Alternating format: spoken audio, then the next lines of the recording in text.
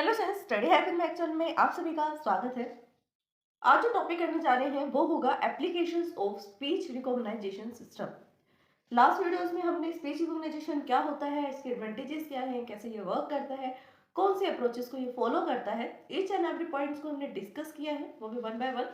अगर आपने इन वीडियोस को नहीं देखा तो एक बार प्लीज प्लेलिस्ट को चेक करें, वहां पर आपको वीडियोस मिल जाएंगे।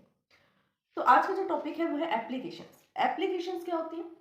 यहाँ पर आप एप्लीकेशंस भी बोल सकते हो, या फिर मोस्ट ऑफ द टाइम जो एग्जाम आता है उसके अंदर क्वेश्चन इस तरह से भी आ जाता है कि एप्लीकेशन एरियाज क्या है या एप्लीकेशन फील्ड्स क्या है, या फिर डायरेक्टली फील्ड्स भी आ सकता है कि कौन से फील्ड्स में, कौन से एप्लीकेशन एरियाज में या कौन से एप्लीकेशन है जहाँ पर स्पीच रिकॉग्नाइजेशन का यूज किया जाता है।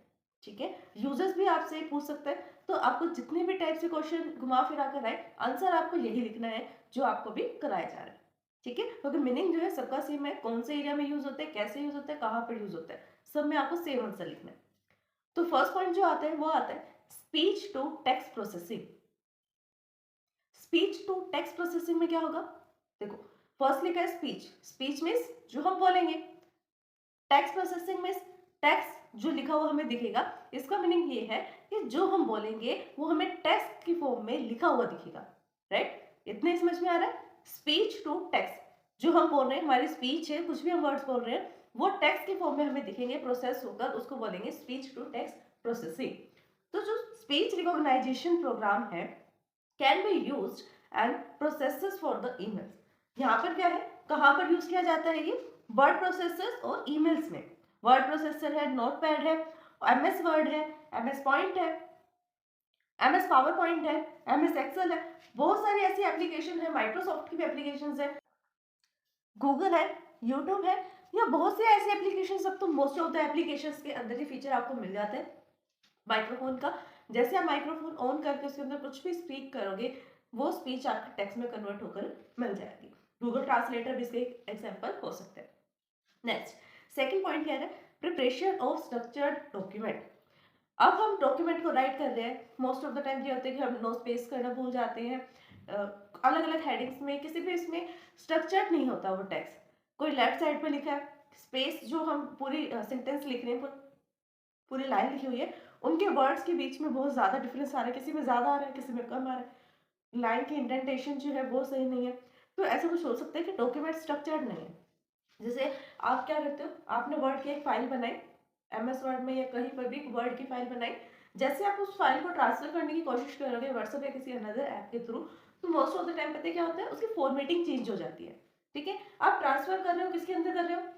फोन से करोगे या फिर किसी अनदर लैपटॉप को डायरेक्टली सेंड कर रहे हो, लैपटॉप, कंप्यूटर सिस्टम, कैसे भी।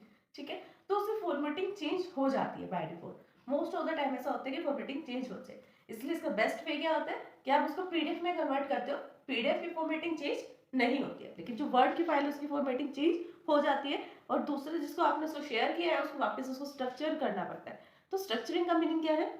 एक स्ट्रक्चर मैनर में, जैसे हम एक डॉक्यूमेंट लिखते हैं, हमें लगता है कि हाँ चलो ठीक है, कोई लेफ्ट में है, कोई राइट में है, फिर भी हम ना उसको जस्टिफाई कर देते हैं। जस्टिफाई मीन्स राइट में और लेफ्ट में स्पेस जो है वो दोनों का इक्वल रहेगा, अच्छा लगे एक पेज को, एक डॉक्यूमेंट को देखने में। तो ये चीज यहाँ लिखी है कि ऐसी चीज होती है कि हम टाइप नहीं करना चाहते, मोस्टली यही कारण होता है कि टाइप नहीं करना चाहते या टाइप करने में डिसेबल है, तब हम स्पीच रिकॉग्नाइजेशन का यूज करते हैं। माइक्रोफोन को ऑन करो, माइक्रोफोन को ऑन करो, उसके अंदर बोलना स्टार्ट करो, जैसे से आप बोलोगे उतनी स्पीड से ही, मतलब लो स्पीड हाई स्पीड भी हो सकती है, वो आपके कंप्यूटर सिस्टम की परफॉर्मेंस पर डिपेंड करता है, बट जो आप बोलोगे वो राइट करना स्टार्ट कर देगा। सेकेंड एप्लीकेशन होगी, कहाँ पर यूज किया जाता है? डॉक्यूमेंट्स को स्ट्रक्चर करने में, और दूसरा स्पीच से टेक्स्ट को प्रोसेसिंग करने में। थर्ड आता है डेटा एंट्री करने। डेटा एंट्री भी आप टाइपिंग करके कर सकते हो, बोलकर भी कर पा रहे हो। यही इसकी एक एप्लीकेशन है स्पीच रिकॉग्नाइजेशन की, आप बोलकर डेटा एंट्री कर रही हो। we can use the speech recognition program for the data entry। ठीक है, नेक्स्ट आता है people with disabilities। जो पीपल डिसेबल हैं, वो नहीं यूज कर पा रहे हैं कीबोर्ड का या किसी अनदर इनपुट सिस्टम का, तो वो स्पीक कर सकते हैं। स्पीक करके अपने कंप्यूटर सिस्टम को या मोबाइल सिस्टम किसी को भी हैंडल कर सकते हैं। People with the disabilities can benefit from the SR systems. SR में स्पीच रिकॉग्नाइजेशन सिस्टम्स। जो पीपल डिसेबल है किसी ना किसी डिसऑर्डर के कारण, तो वो इसका बेनिफिट ले सकते हैं स्पीच रिकॉग्नाइजेशन का। For the individuals that are the set of hard of, जैसे कि वो कह रहे हैं कि कुछ इंडिविजुअल पर्सन ऐसे हैं जो डेफ हैं यानी बहरे हैं, उनको सुनने में प्रॉब्लम आ रही है, हार्ड ऑफ हियरिंग मतलब सुनने में मुश्किल आती है। तो जो सिस्टम रिकॉग्नाइजेशन सॉफ्टवेयर है, स्पीच रिकॉग्नाइजेशन सॉफ्टवेयर है, use to automatically generate the close caption of the conversation, यानी कि कैप्शन ऑन कर देता है, उनके लिए अलग सा सिस्टम है।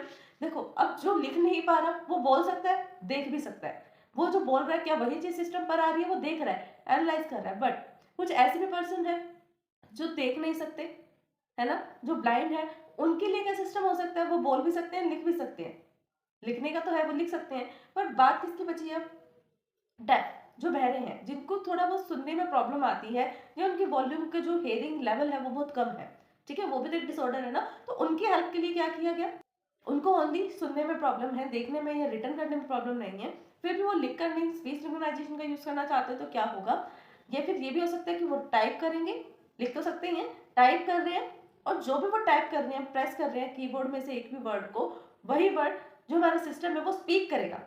अब पर्सन स्पीक नहीं कर रहा, अब हमारा कंप्यूटर सिस्टम स्पीक कर रहा है। अब जिसको नहीं सुन रहा है वो क्या कर रहा है, देख रहा है, कैप्शन में लिखा आ रहा है। अब जिसको दिख नहीं रहा उसके लिए स्पीक करेगा, यानी जो ब्लाइंड पर्सन है उनके लिए बोलकर बताएगा कि आपने ये प्रेस किया, एंड जो डेफ पर्सन है उसके लिए वो कैप्शन में साथ में लिख कर देगा कि आप ये प्रेस कर रहे हैं, क्योंकि उसको सुनेगा तो नहीं, देख तो सकता है वो, तो कैप्शन देगा स्पेशली उसको कि आपने कीबोर्ड से ये बटन जो है वो प्रेस किया है। ठीक है, ये सबसे बेस्ट एडवांटेज रही इसकी और सबसे बेस्ट एप्लीकेशन भी।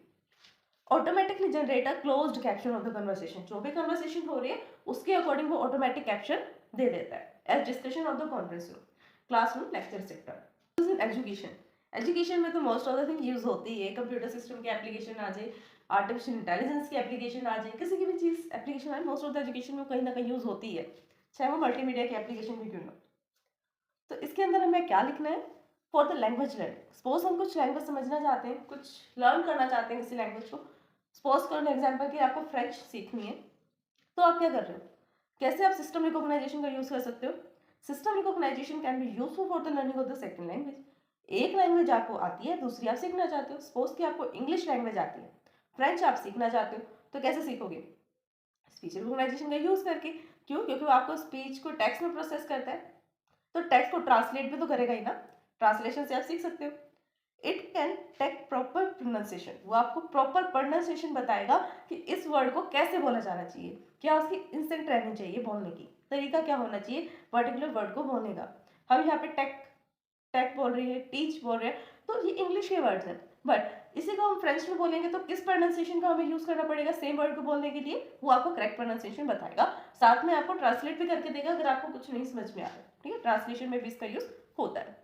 मेडिकल डॉक्यूमेंटेशन, मेडिकल डॉक्यूमेंटेशन में कैसे यूज होता है, in the health care sectors system recognition, speech recognition can be implemented in front end and back end of the medical documentation processes।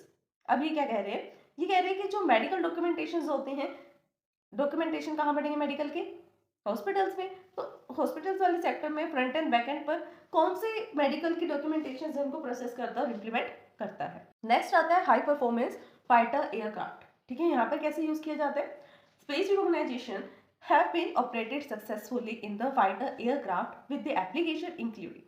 क्या होता है, जहाँ पर भी फाइटर एयरक्राफ्ट में बात आती है कि फाइटर एयरक्राफ्ट वाले में कैसे कम्युनिकेट किया जाता है, तो वो स्पीच रिकॉग्नाइजेशन के थ्रू कम्युनिकेट करते हैं, क्योंकि वहाँ पर रेडियो की फ्रिक्वेंसी जो है वो सेट होती है इन एप्लीकेशन के अंदर, जहाँ पे स्पीच रिकॉग्नाइजेशन का यूज होता है, रेडियो फ्रिक्वेंसी कैच करती है कहाँ पर क्या हो रहा है। देखो अब जो फाइटर प्लेन की जो पायलट है वो क्या करेंगे, तो हैंडल पर फोकस करेंगे, अब वो उधर सिस्टम में टाइपिंग करने इधर हैंडल पे फोकस करेंगे तो प्रॉब्लम होगी, तो वो सिर्फ एक ही काम करते हैं, हैंडल पे फोकस करते हैं, वहाँ पर स्पीच करते हैं, तो डायरेक्टली वो रेडियो फ्रीक्वेंसीज के थ्रू कहाँ पहुँच जाते हैं, नीचे उनके ऑफिस तक। Voice dialling, voice dialling means phone पे बात करना, जैसे हैंड फ्री हम यूज़ करते हैं ना मोबाइल का कार्स में, ताकि हमें कार में या किसी भी बाइक पर हम बैठे तो हमें अलग से फ़ोन का यूज़ ना करना पड़े, हम दूर रख के भी बात कर सकते हैं। तो वहाँ पर हमें एक सिंपल कमांड देनी होगी, जैसे हम एलेक्सा का यूज़ करते हैं आजकल, Alexa open the phone, Alexa pick the phone, Alexa cut the phone. Like phone call के अलावा भी यहाँ पर बहुत सारे ऑप्शन है, जैसे कि set the radio station, play music and smart open drive, अलग अलग चीज़ें यहाँ पर आप इसका यूज़ कर सकते हैं। नेक्स्ट आता है training air traffic controller. Air traffic controller वापस से प्लेन वाली बात आगे, इसमें पायलट्स वगैरह जहाँ पर फाइटर्स सिमुलेटर्स का यूज़ करते हैं, ताकि आपको एक्चुअल में उनको अलग से ट्रेनिंग, फिजिकली ट्रेनिंग ना देनी पड़े, वर्चुअल ट्रेनिंग से ही काम चलते। Training for the air traffic controller represent an excellent application for the speech recognition system.